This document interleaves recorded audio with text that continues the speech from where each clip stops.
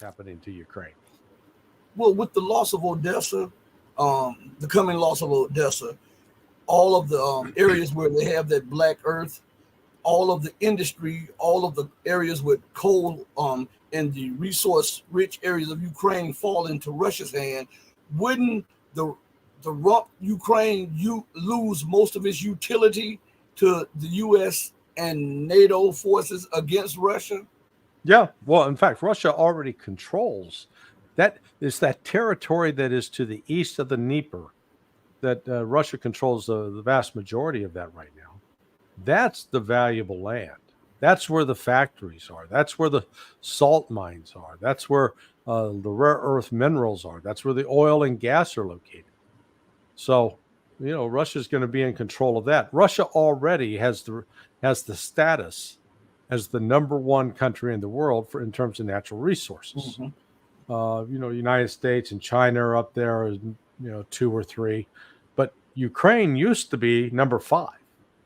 Well, Russia is going to solidify its position as number 1 because it controls much of what Ukraine used to control. And so I really don't see how Ukraine survives as much of a viable country.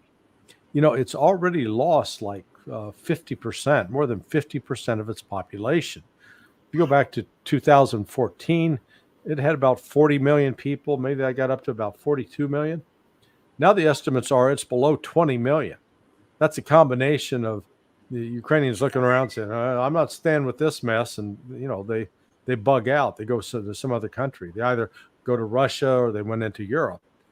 And then you've got, well over 1 million casualties killed and wounded from the war.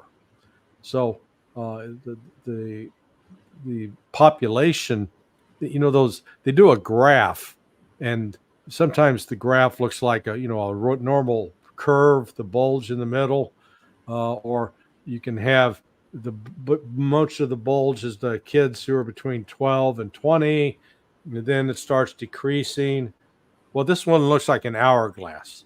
The dip is in the middle between the ages of 20 and 40. They're literally losing an entire generation of men in particular. And that just means one thing, they're not going to be making babies. And if you're not making babies, your population's dying. And then especially those who say, "Oh, okay, we're gonna choose a homosexual lifestyle." Okay, good, go for that. You're not producing any kids either.